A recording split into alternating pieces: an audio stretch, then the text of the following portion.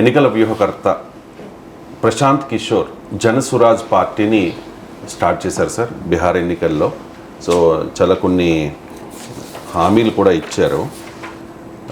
Prashanth Kishor floats party promises land reforms and end of liquor ban. Kishore aims to implement land reforms and end prohibition and improve education by redirecting funds from liquor taxes.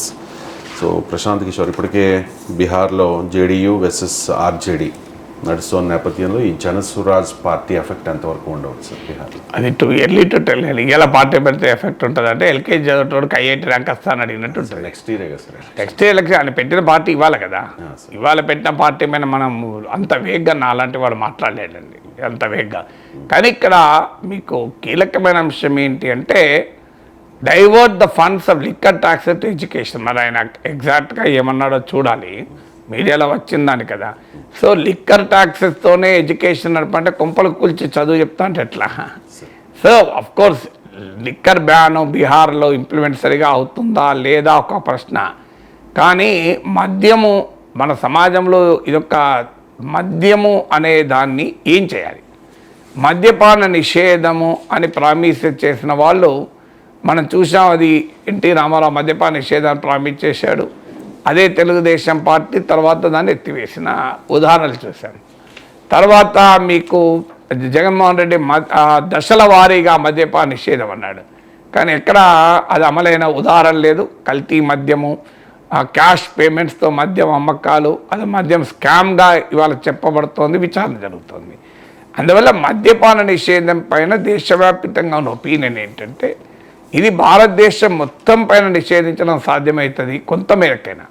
కానీ భారతదేశం మొత్తం మీద నిషేధించినా కూడా కొంత smuggling అవుతుంది. ఎప్పుడు కూడా ఏ నిషేధమైనా స్మగ్లింగ్కి దారితీస్తుంది. అందువల్ల ఒక రాష్ట్రంలో మీరు దాన్ని నిషేధిస్తే అది ఆచరణలో మిలిటరీ పెట్టి రాష్ట్ర సరిహద్దుల్ని పకడ్బందీగా పెట్టి ప్రతి ఒక్కరి వాహనాన్ని జేబుల్ని తనిఖీ చేసి బాటిల్ దొరికితే 10 ఏళ్ళ జైలు శిక్ష చేస్తే కూడా కంట్రోల్ అవుతలేదో చెప్పలేము. దాంతోపాటు మద్యపాన నిషేధం జరిగినప్పుడు ఏమవుతుంది అంటే ఎక్కడికక్కడికి కల్తీ మద్యం తయారవుతుంది.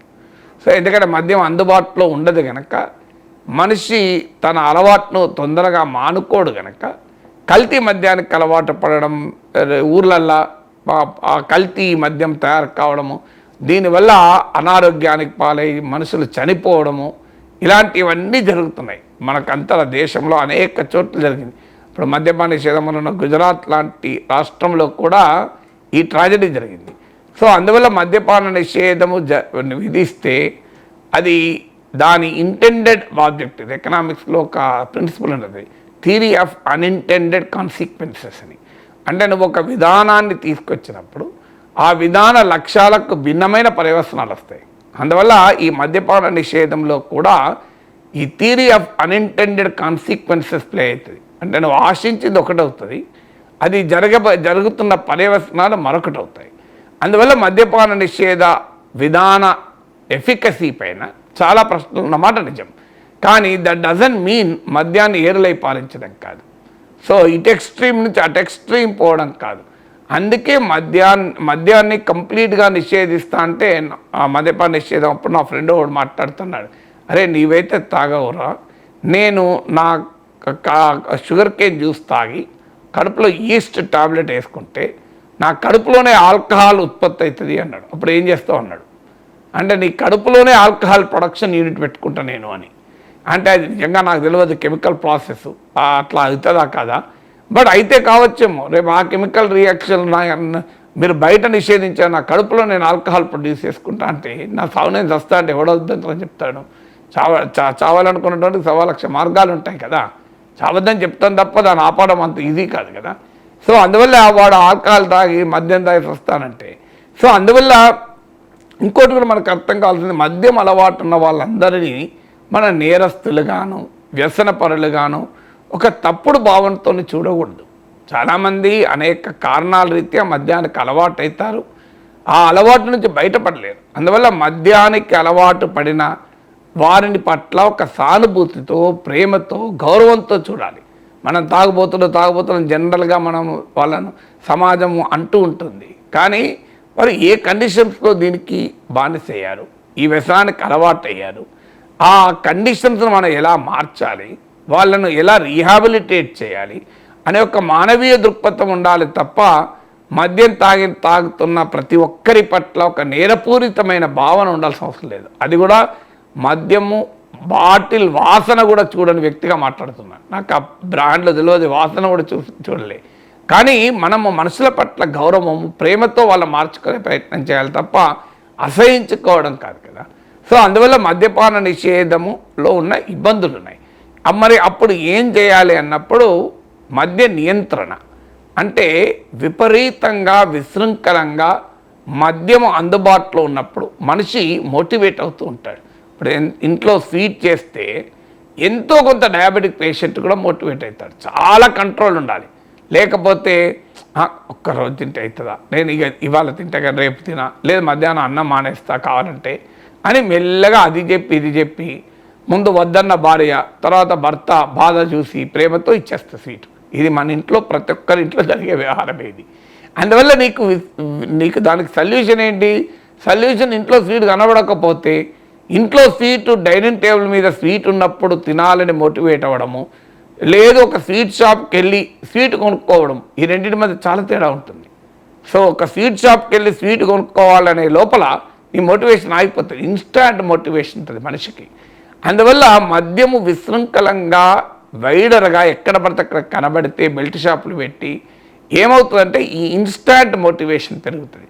ఒక్కసారి నువ్వు దాన్ని రిస్ట్రిక్టెడ్ సప్లై చేసావనుకోండి, అందుబాటు రిస్ట్రిక్ట్ అయిందనుకోండి, దానివల్ల ఏమవుతుందంటే నీకు ఈ ఇన్స్టాంట్ మోటివేషన్ తగ్గి మద్యం తగ్గుతుంది. కానీ అన్ఫార్చునేట్లీ ఇప్పుడు రాష్ట్రాలు డోర్ డెలివరీ కూడా మొదలు పెడుతున్నాయి. స్విగ్గీలో జొమాటోలో కూడా మద్యం ఇంటికే డెలివరీ అయ్యేలా, ఎందుకంటే ఆడవాళ్ళు వెళ్ళి మద్యం షాప్లో కొనలేకపోతున్నారు.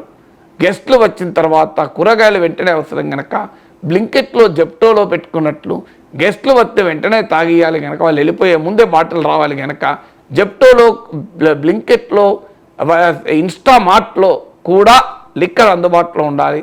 ఇలాంటి ఆలోచన సరళి పెరిగింది ప్రభుత్వాలకు. అంటే మనం అర్థం చేసుకోవాల్సింది మద్యం తాగడం మంచిదా కాదా ఆరోగ్యానికి. నాకు తెలిసిన ఎవరైనా మద్యము బాగా అలవాటు ఉన్నవారు కూడా ఇది ఆరోగ్యానికి మంచిది, ఇది ఒక బలాన్ని ఇచ్చేటువంటిది, ప్రోటీన్స్, విటమిన్స్, పోషక విలువలు ఉండేది అని చెప్తారా? కొంతమంది ఆరోగ్యం చేస్తారు పరిమితంగా సేవిస్తే ఏం కాదని, కొంతమంది పరిమితంగా సేవిస్తే ఆరోగ్యానికి మంచిదని కూడా వాదించే వాళ్ళు ఉండవచ్చు, లేదని నేను అంటలేను. కానీ మద్యము ఆరోగ్యానికి శ్రేయస్కరము అని ఏ డాక్టర్లు చెప్పలేదు, ఏ సైన్స్ చెప్పలేదు, మద్యానికి అలవాటు పడే ఏ వ్యక్తి కూడా చెప్పలేదు. మద్యమైనా పొగాకైనా ఆరోగ్యానికి హానికరం అని అందరికీ తెలుసు. Smoking is injurious to health అని మనకు స్టాట్యుటరీ వార్నింగ్గా ఉంటుంది. అయినా కూడా రకరకాల కారణాల రీత్యా ఒక బలహీనతకు మనిషి అలవాటు పడతాడు. దాని నుంచి బయటపడేయడానికి మార్గం ఏంటంటే మద్య నియంత్రణ. ఒక హెల్ప్ దెమ్, వాళ్ళ పట్ల ఒక వ్యతిరేక భావన కాదు, help them to come out of that. ప్రేమతో వారికి దాని నుంచి బయటపడే మార్గాలు ఆలోచించాలి. ఆ ఆలోచనలో ఒకటి ఏంటంటే విశృంఖలంగా కనిపించకూడదు. విశృంఖలంగా కనిపిస్తే ఇప్పుడు ప్రశాంత్ కిషోర్ ఏమంటాడు, దీని నుంచి వచ్చిన ఆదాయంతో నేను చదువు చెప్పిస్తా అంటే ఏం చదువు చెప్పిస్తావు? రాత్రి తాగుబోతొచ్చి తల్లిని కొడుతుంటే పిల్లవాడు ఏం చదువుకుంటాడు? సో పిల్లల భవిష్యత్తుకు మద్యంతో మెట్లు వేస్తావా? మరి ఆయన ఏమన్నాడు, ఏ కాంటెక్స్ట్లో అన్నాడో కానీ, అయితే అన్న కాంటెక్స్ట్ ఒకటి అయి ఉండొచ్చు కూడా. ఎందుకంటే ఇప్పుడు కూడా మద్యం తాగుతున్నారు బీహార్లో, కానీ దాని మీద పన్నులు కడతలేరు. అంతే అక్రమంగా చట్టవిరుద్ధంగా మద్య అమ్మకాలు జరుగుతున్నాయి. కనీసం దాని మీద పన్నులు వేస్తే ఆ డబ్బుతో చదువు చెప్పొచ్చు అని అంటే అనొచ్చు కూడా, ఎందుకంటే ఆయన బయట నేను చూడలేదు కనుక. కానీ ఏదైనా దానికి మద్యానికి చదువుకు లింక్ చేయాల్సిన అవసరం లేదు. సో దానికి దీనికి లింక్ చేయాల్సిన అవసరం లేదు కదా. విద్యారంగానికి మద్యం వల్ల వచ్చే నిధులే అవసరం లేదు, చాలా నిధులు ఉంటాయి కదా. బీహార్కి ఒక మద్యం వల్ల నిధులు రావు కదా. సో మొదలు బీహార్లో ఇండస్ట్రీస్ పెట్టండి, ఎంప్లాయ్మెంట్ క్రియేట్ చేయండి, సంపద సృష్టించండి, దానివల్ల నిధులు అద్దన్నా వస్తాయి. ఇంకా ఒక బ్యాక్వర్డ్ స్టేట్గా దాని నుంచి అవినీతి కరప్షన్ తొలగించండి, చదువుకు నిధుల కొరత ఏమి ఉండదు, మద్యమే అవసరం లేదు. కానీ మద్య నియంత్రణ పైన మా వావిలాల గోపాలకృష్ణ యొక్క అద్భుతమైన మాట అంటాడు, మద్యము విశృంఖలంగా గుడి పక్కన, బడి పక్కన, ఇంటి పక్కన దొరకకుండా ప్రభుత్వం నియంత్రించాలి. కల్తీ మద్యము సమాజంలో రాకుండా ప్రభుత్వము, పౌర సమాజము నిఘాతో నియంత్రించాలి. ప్రజలు మద్యానికి అలవాటు పడకుండా ప్రజల్లో చైతన్యాన్ని కల్పించాలి అని చెప్తాడు. ఈ మూడు ఏకకాలంలో జరిగితేనే మద్యాన్ని నియంత్రించగలం. అన్ఫార్చునేట్లీ ప్రభుత్వాలు మద్యాన్ని ఒక ఆదాయ వనరుగా చూస్తున్నాయి గనక ఏమైనా అంటే మద్య నిషేధం సాధ్యం కాదన్న పేరిట మద్య నియంత్రణ కూడా వదిలేస్తున్నారు. మద్య నిషేధంలో ఉన్న ఇబ్బందులు ఉండవచ్చు, నేను చెప్పాను, కానీ మద్య నియంత్రణకు ఎలాంటి ఇబ్బందులు లేవు కదా. కానీ ప్రభుత్వానికి ఒక రెడీమేడ్ సోర్స్ ఆఫ్ ఇన్కమ్గా మారిపోయింది కనుక ప్రభుత్వాలు ఏమవుతుందంటే దాన్ని అలా వదిలేసి టోకెన్గా మద్య నిషేధ షాక్ ఒకటి ఉంటుంది, దానికో లిమిటెడ్ బడ్జెట్ ఇస్తారు, వాళ్ళు ఏదో క్యాంపెయిన్ చేసుకుంటే అక్కడక్కడ చేసుకుంటారు. సో అందువల్ల మనకు మద్యము సమాజము, మద్యము ఒక వ్యక్తి జీవితము ఏ రకమైన సంబంధం ఉంటుందో మీరు ఒక్కసారి ఆలోచిస్తే ఈ రకమైన కన్ఫ్యూజన్ ఉండదు.